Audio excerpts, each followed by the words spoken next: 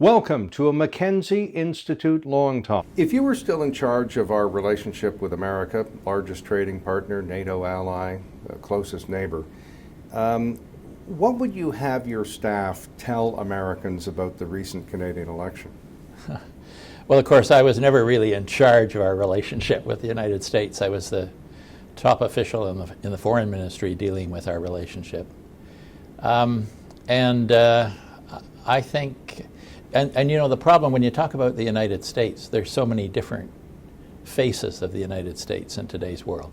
We're talking about the Trump administration, we're talking about the president himself, are we talking about the Congress?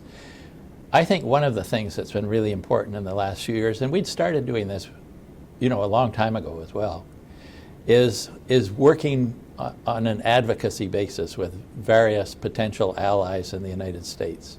So I think it's critical that we maintain this and that we keep explaining to these people why the relationship with Canada is valuable, give them our perspective.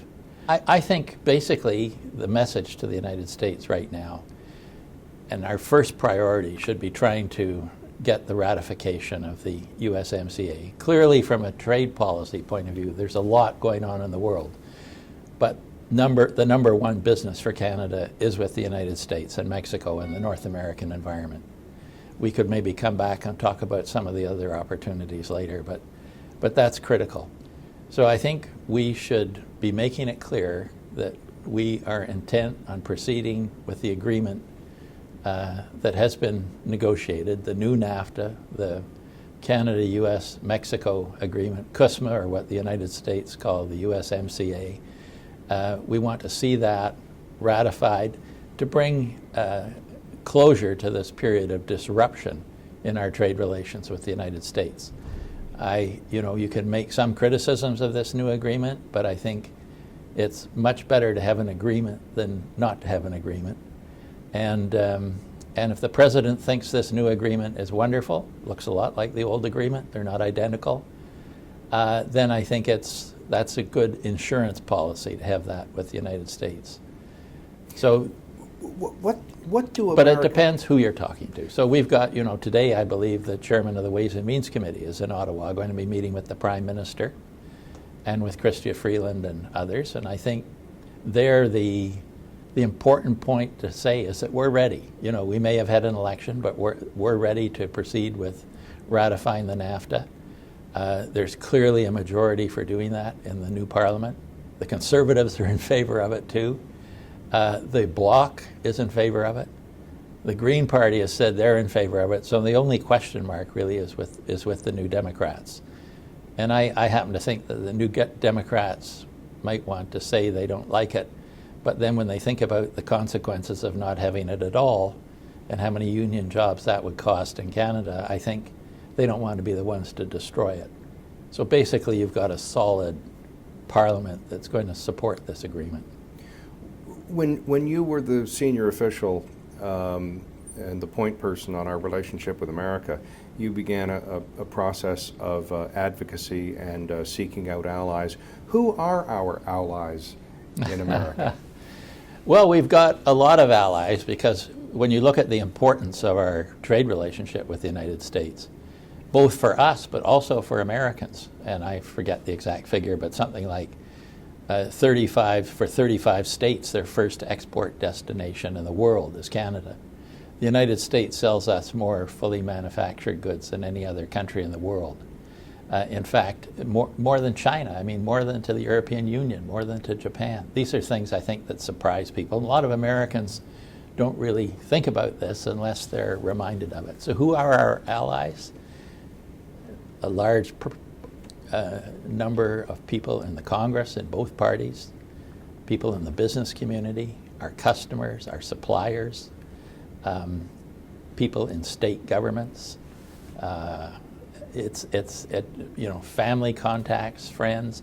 I think one of the things that the government of Justin Trudeau got right in the NAFTA renegotiations was working with allies right across the country, working with all parties in the House of Commons, working with the provinces to make sure that we were all working together to try to make sure that we had a common message in the United States, that when it came to trade, there weren't really differences between different parties and different regions in the country. We wanted a strong trade relationship with the United States, and we were all going to work together to make that happen. There's a bit of a joke among your former colleagues in the diplomatic corps that our main goal around the world is to remind everyone we're a separate country from the Americans and have our own foreign policy.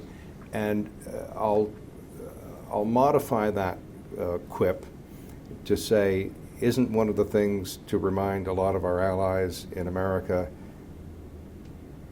we're there to remind them that they are our allies. Yeah, well, very much so. I mean, you know, this is one of the things that Canadians found so irritating about these restrictions on steel and aluminum under Section 232, taken supposedly for national security reasons. You know, in what way does Canada threaten the security of the United States? And you go back and look at the number of wars we've been engaged in together on the same side, and our other alliances, and it just doesn't make any sense. It's insulting to say that they've taken trade measures against us for that purpose. And in fact, we all know, of course, it was taken for other reasons, not really for national security. There's another old quip among your colleagues, and correct me if I'm misquoting or misquipping, and that is, nothing that is ever said in public is to be taken all that seriously. It's what goes on behind closed doors among the diplomats. Is that still true? Well, I think, you know, you have to, if you're, you know, if you're a superpower, I think you can say different things every day and people still have to sort of take you seriously. I think if you're a country the size of Canada, you really need to be on message on a consistent basis. So you can't be saying different things to different people or different things privately and publicly. There can be nuances in what you say. You may not say everything in public that you would say privately, but the messages have to be supportive of each other. What would you say the Americans think of a minority parliament, an election which could precede another election very quickly? Do they get their minds around that? I don't really know. I don't think they spend that much time thinking about us, but I think that's one of the reasons that Neil, the chairman of the Ways and Means Committee in the American House of Representatives, is up here today trying to get a bit of a measure of what does this mean. You know, if the Democrats make a deal with the president and the United States Trade Representative in terms of how to get the USMCA through Congress, is Canada going to be capable of responding to that and possibly making some changes to the NAFTA, getting it through Parliament? I think they're going to want to know those things. They're going to ask about that, I'm sure. What does this mean, a minority government? And that's why, as I was saying earlier, I think one of the messages has to be that, you know, insofar as doing business with the United States is concerned, and in particular ratifying the USMCA, it's going to be business as usual. That despite the fact it's a minority government, this is clearly something that will command a majority in the Canadian Parliament. Your former colleague Randolph Mank was interviewed by the BBC recently and asked the obvious question, what do the Americans think of this? And he chuckled and said, well, frankly, they don't think of us very much at all, which is kind of what you said. An analogy I've used is, why would Roman senators be worried about what's going on in Londinium or Gaul? Washington really is the center of the world these days. Tell me about how that... The barbarians finally got to Rome, though. Yeah. Well, how is that a challenge for diplomats and trade officials when when the mouse is negotiating with the elephant? Well, I think we've done a pretty good job in this negotiation. You know, we've come out with a deal, while not perfect, is really much better than what the alternative could have been. So I think maybe we're smaller than the United States. I'm not sure the mouse and the elephant analogy, it's colorful. I'm not sure that really reflects the reality. I mean, there are millions of Americans who are dependent on exports to Canada. And so we can play our cards. We need to do it in a way that is going to be both good for us and good for Americans. And I think part of the problem with the Trump administration's approach to trade policy is they haven't really been prepared to recognize until perhaps recently that actually trade on a negotiated basis with a solid agreement might actually be good for them as well as us. There's been too much thinking in the Trump administration that I win, you lose, whereas and not enough thinking about whether you can really negotiate a win-win-win approach on the trade front. And I think that we've got a win-win-win approach once again. And now the president says it's the best trade agreement that's ever been negotiated. So we should take that and with a certain amount of satisfaction. Your other former colleague, Paul Fraser in Washington, once pointed out how little Americans do think of us. One of the Buy America bills passed with flying colors, and they forgot to exempt Canada. Yeah. Not realizing we were one of their largest, and probably at that time their largest trading partner. So what they did was to say, with regard to Canada, any protectionist measures shall not be funded. Yeah. So we still could be retaliated against or discriminated against, but they weren't going to fund anything that caused that to happen. Kind of an odd oversight, wouldn't you say? Well, that won't be the last one. But this is why it's very important to watch how they're implementing the USMCA in Congress, and why discussions like the one today here in Ottawa with Chairman Neal is very important, because it's important they understand where our sensitivities are and that we are tracking this carefully. And I know my colleagues in the Canadian government, just as we did back in the early 90s, are following very closely all these developments and the discussions between the Democrats in Congress and the administration in terms of how is it necessary to massage things a little bit in order to get this agreement through Congress. Now you spent a lot of your career reading briefing notes, I assume correcting errors and omissions in them, asking for more information, making sure they were complete, I's dotted, T's crossed. What should I have asked you? What have I left out of this conversation? Well, I think, the world's become a more complicated place too. So I think it's important. We've had for many years, of course, going way back to Mitchell Sharp's third option. We've had the idea that we should be diversifying our trade away from the United States, not in a negative sense, but really trying to build new opportunities elsewhere and recognizing that it's perhaps not healthy to be so dependent on one market. And I think that is clearer now after our experience with the current administration in Washington than it was before. So I would say it's very important to build and make as much as we can out of two big achievements of the last few years. One is our agreement with the European Union, the Comprehensive Economic and Trade Agreement. This has given us a top quality agreement with the European Union. It's the best free trade agreement that we've ever negotiated, better than the NAFTA. The best one that the Europeans had negotiated up to that time too, from their perspective. So very good agreement, opens up a lot of opportunity. We're starting to see some of that coming to pass, but it's going to take a few years to make it really work properly. The other one is with the totally uncommunicable name of the Comprehensive and Progressive Agreement on Trans-Pacific Partnership, the TPP, that of course President Trump was negotiated by the predecessor, the Obama administration, and Trump withdrew from the agreement on his third day, I think it was their second day in office. And much to the surprise of a lot of observers, with a lot of Japanese leadership, the agreement went ahead without the United States with a few adjustments.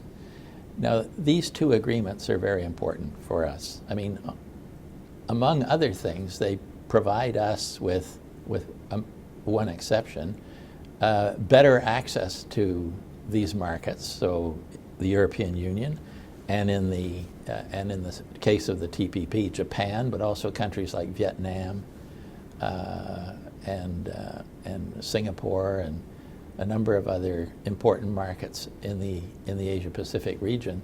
They give us better access than Americans have.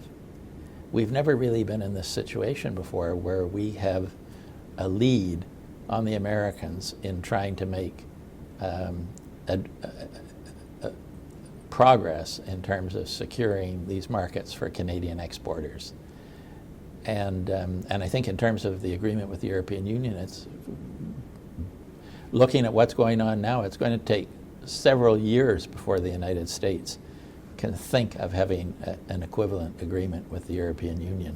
So we've got a very long lead time. And with Japan, they've just concluded a partial agreement that erodes some of our competitive edge on some agricultural products, but it still provides us with important opportunities in Japan and elsewhere in that region that we should be taking advantage of. And are we taking adequate advantage? Well, we are, and I think the government has put a lot of resources and a lot of creativity into trying to help Canadian business deal with this. I think there's still more work to be done. I think this should be a top priority. It's more important to figure out how to take advantage of those two very large agreements than to continue putting a lot of effort into negotiating trade agreements with other countries. China's a separate issue. We might come to that in a minute, but I think, and with India, it would be a big deal if we could have an agreement with India, but frankly, at the moment, they don't seem interested in having an ambitious deal with us, and they've just announced that they're not intending to become a participant in this new agreement that's just been negotiated, the Regional Comprehensive and Economic Partnership, which is in Asia involving China, Korea, the ASEAN countries, and Australia, New Zealand. And India was part of that, but India wasn't prepared to go along with the level of ambition that they were looking for, which, by the way, is a much lower level of ambition than what is present in the Trans-Pacific Partnership Agreement. Well, you mentioned China, so we need a couple of sentences on China. Well, this is an enormous challenge. And it plays out against a backdrop where the United States and China are jostling for who's going to be the dominant power of the 21st century. And they're in the midst of a trade war. I think it's going to take some time before they can. They may have a truce. They've sort of got a partial truce, but it hasn't been ratified yet, as it were. But I think there's going to be tension in that relationship for years to come. And we're sort of caught in the crossfire. We've seen that with the arrest of Meng Wanzhou, the Huawei executive in Canada, on the basis of an extradition request from the United States, and the retaliation by the Chinese on two of our citizens, arresting them and holding them in tight confinement. I think this is a foretaste of the kind of problems we're going to have going forward in managing this relationship.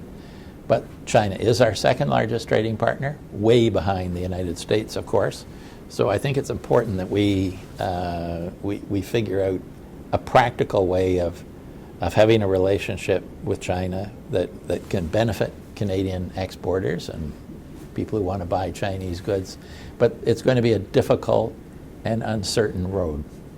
We always got a lot of credit from the Chinese for recognizing them before the Americans did, and we would preface every request with, the people from the land of Bethune would appreciate it if you would consider the following. Do we still get that kind of credit in China? Well, I'm not a China expert, but I think the Chinese they're a great power. They're looking at what's in their national interest, and I'm not sure how much weight what happened in the past carries today, and of course their principal focus is on dealing with the United States. So I think they look at their relationship with us partly through that prism, and it's going to be a difficult process ahead, I believe. Well, I mean, there are things they want to buy from us. and they'll continue to do that. But whether we can put the trade relationship with China on the same kind of solid footing through a free trade agreement, a good quality free trade agreement, that's another question. Part of the problem too, of course, is the attitude of the United States. Is it going to be possible for us in the near future to have a free trade agreement with both the United States and with China? I'm not sure that is possible. Well, these days the news is pretty confusing, but thank you for the tutorial. We will be better informed and better able to interpret the news because of your conversation. Thank you. Any views expressed here are not necessarily those of the Mackenzie Institute, its speakers, sponsors, or supporters. But the Institute is dedicated to fostering public discussion, debate, and education about security matters. Google the Mackenzie Institute to join the discussion. The Mackenzie Institute is grateful to its sponsors and supporters. Some of our short pods and long talks are a result of the support of Heathbridge Capital Management Limited, the National Post, and Dundurn Publishing.